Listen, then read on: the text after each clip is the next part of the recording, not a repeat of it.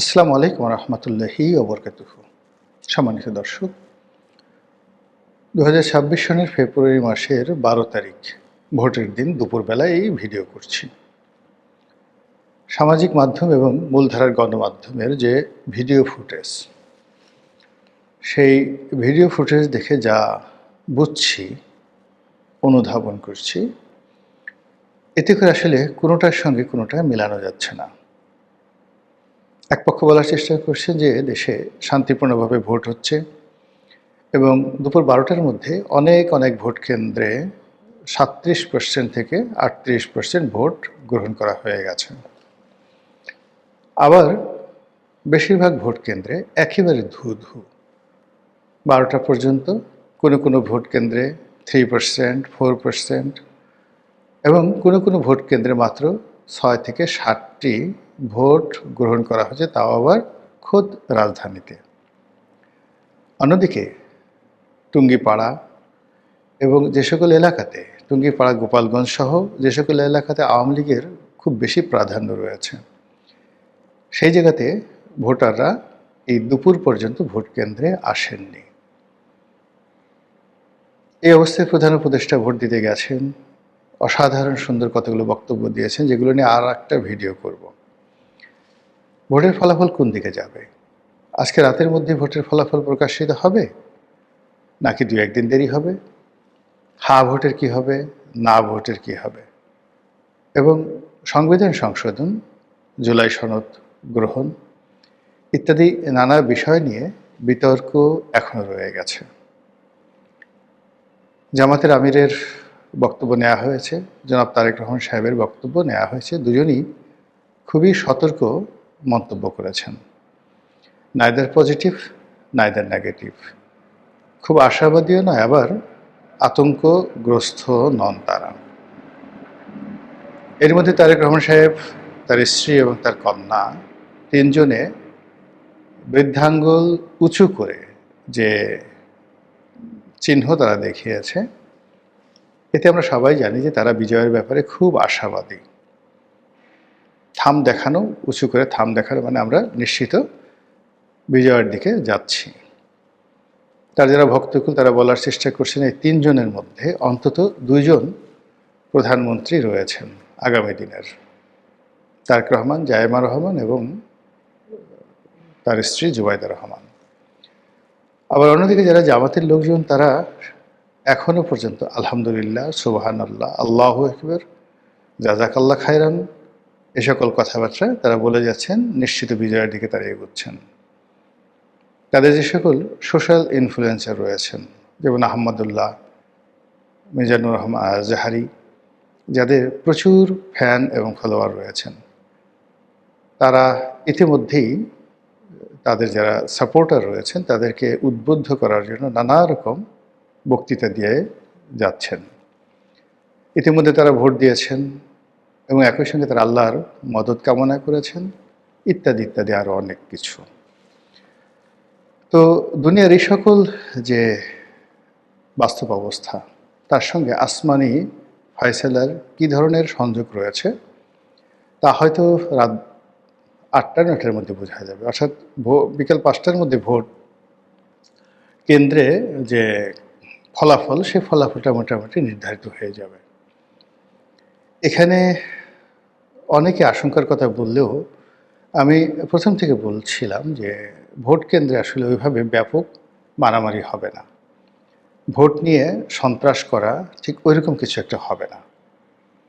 এর কারণ হলো যে সন্ত্রাস করার জন্য, মারামারি করার জন্য, গুতোগুতি করার জন্য যে ব্যাকবোন দরকার, যে জিদ দরকার, পরিবেশ দরকার, পরিস্থিতি দরকার, গত 15টি বছরে আওয়ামী লীগ একেবারে সিরিঞ্জ মেরে, ইনজেকশনের সিরিঞ্জ দিয়ে মানুষের ভিতরে যে বিদ্রোহ করার ক্ষমতা, প্রতিবাদ করার ক্ষমতা, রুখে দাঁড়ানোর ক্ষমতা, যে জিনিসগুলো রয়েছে, প্রতিটি জিনিস সিরিঞ্জ দিয়ে এমনভাবে টেনে নিয়ে গেছে যে মানুষ এখন রাগ হতেই পারে না।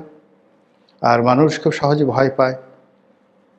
মব দেখলে ভয় পায়, পুলিশ দেখলে ভয় পায়, মিলিটারি দেখলে ভয় পায়।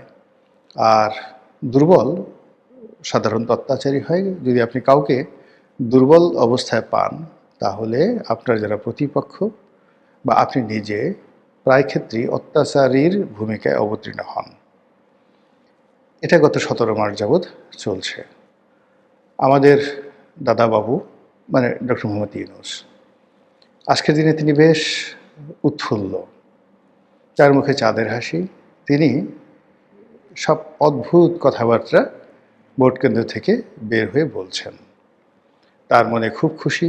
তার প্রেস সচিব থেকে শুরু করে তার যারা সমর্থক রয়েছেন পিছনে সবাই খুব ইঙ্গিতপূর্ণ খুশি। এটা নিয়ে ভিন্ন একটা প্রসঙ্গে আলোচনা হতে পারে। এখন যে আলোচনাটা করব সেটা হলো, এই নির্বাচনের আগে সারা বাংলাদেশে একটা ভাইব তৈরি করা হয়েছিল যে প্রবল ক্ষমতাধর আমেরিকা জামাত ইসলামীকে ক্ষমতা আনার জন্য প্রাণান্তর চেষ্টা করছে। জামাতের সকল কাজে তাদের ইতিবাচক সাপোর্ট রয়েছে এবং মার্কিন যুক্তরাষ্ট্রের যে ডিপ স্টেট পলিসি রয়েছে, সেই ডিপ স্টেট পলিসির প্রতিটি উইংস, প্রতিটি শাখা এবং প্রশাখা অর্থ দিয়ে, বিত্ত দিয়ে, আরও লজিস্টিক সাপোর্ট, সেটা অস্ত্র হতে পারে, অন্য এনিথিং, তারা জামাতের সঙ্গে আছেন। আর আমেরিকার একটা চরিত্র হলে, আমেরিকা যদি কারো পক্ষে নামে তাহলে তারা কিন্তু সেখানে যত রকম ক্যাজুয়ালিটি হোক, যা কিছু হোক, তারা সেটা করে ছাড়ে। এটা যেভাবে সত্য, আবার হঠাৎ করে কোনো কথা নাই বার্তা নেই আপনাকে মাঠে নামিয়ে দিয়ে যুদ্ধের ময়দানে একেবারে অস্ত্র এবং গোলা বারুদের মধ্যে আপনাকে ফেলে পেছন দিক থেকে তারা একেবারে নির্লজ্জ বেহায়ের মতো চলে যাবে। এবং তারা চলে গিয়ে কি করবে, তারা সেই আপনার যারা প্রতিপক্ষ তাদের সঙ্গে বসে চা খাবে, সিগারেট খাবে, মদ্যপান করবে এবং আপনার পতন নিয়ে ঠাট্টা মশকরা করবে। তাদের বন্ধু হতে খুব দেরি লাগে না, শত্রু বানাতেও তাদের খুব দেরি লাগে না, কাউকে সাপোর্ট দিতে দেরি লাগে না এবং কার উপর থেকে হাত তুলে নিতেও তাদের খুব বেশি দেরি হয় না। তো সেই দিক থেকে আমরা অতীতে যে সকল রাজনীতির সমীকরণ দেখেছি, সেই সমীকরণে জামাতের সঙ্গে আমেরিকার সম্পর্ক হওয়ার কথা নয়। কিন্তু এই গত 17টি মাসে ক্রমাগতভাবে তারা যেভাবে জামাতের দিকে ঝুঁকে পড়েছেন এবং একই সঙ্গে তাদের যারা বন্ধুবান্ধব রয়েছেন পশ্চিমা দুনিয়াতে, সবাইকে নিয়ে তারা যেভাবে জামাতের দিকে ঝুঁকে পড়েছেন, সেক্ষেত্রে বিএনপি এবং অন্যান্য যারা রাজনৈতিক দল তারা রীতিমতো ভয়ে কম্পমান ছিলেন। অন্যদিকে আমরা যারা মোটামুটি একটু বিশ্লেষণ করার চেষ্টা করি, তারাও খুব অবাক বিস্ময়ে তাকিয়ে থেকেছি। জামাতের সঙ্গে আমেরিকার সম্পর্কের নানা রকম ইতিবাচক নেতিবাচক যে বিষয়গুলো আমরা বোঝার চেষ্টা করেছি, বলার চেষ্টা করেছি, কিন্তু এই নির্বাচনের দিনে এসে মনে হচ্ছে যে আমেরিকা তাদের যে আশীর্বাদ জামাতের উপর, সেটি হয়তো তুলে নিয়েছে। সেই যে চট্টগ্রামের একটা বিখ্যাত গান আছে, মধু হই হই মোরে বিষ খাওয়াইলা বা বিষ হাওয়াইলা, এরকম ওদের আঞ্চলিক ভাষায় গান গায়। মিষ্টি মিষ্টি কথা বলে প্রেমিক কাছে আসে, তারপর প্রেমিকাকে বা প্রেমিককে সেই মধুর কথার ছলে তাকে বিষ খাইয়ে তারপর সে ভেগে যায়। এটা কেন?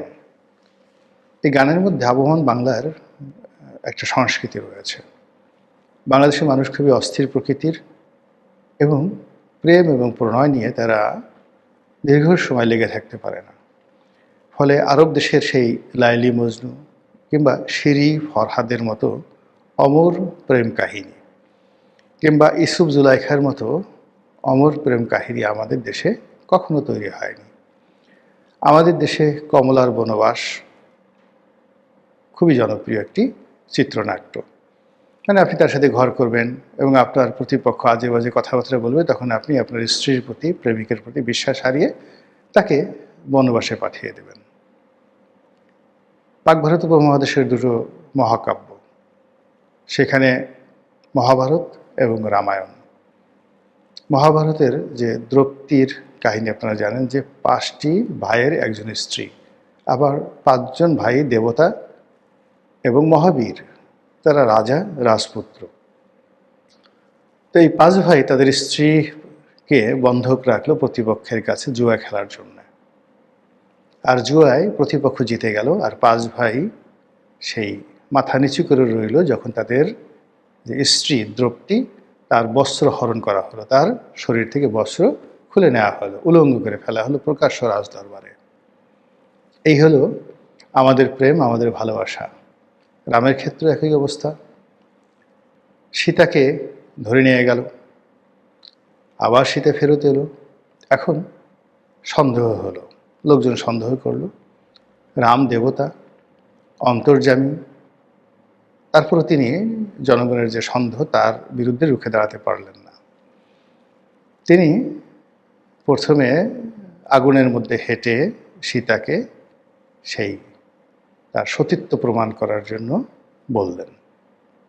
অর্থাৎ রাবণের কাছ থেকে যখন ফিরে এলো, এইভাবে সীতাকে তার সতীত্ব পরীক্ষা দিতে হলো। তার আগে আবার তাকে বনবাসে পাঠানো হলো। তো এই যে বাঙালির অমর প্রেম, সেই অমর প্রেমে এরকম সীতা, দ্রৌপদী, কমলা এটাই আসে। কিন্তু জীবন দিয়ে দেওয়া প্রেমের জন্য রুখে দাঁড়ানো, ঘর সংসার ত্যাগ করে সেই মরে যাওয়া, যেটি আরব্য রজনীতে রয়েছে, যেটি পারস্যে রয়েছে, যেটি ট্রান্স অক্সিয়ানাতে রয়েছে, এমনকি ইউরোপে রয়েছে, সেটি আমাদের দেশে নেই। ফলে কী হলো, আমাদের দেশের প্রেম খুব ক্ষণস্থায়ী, খুব অস্থির। এই অস্থির প্রেমের কারণে জামাতের সঙ্গে আমেরিকার যে প্রেম, এই প্রেম নিয়ে আমরা সন্দিহান।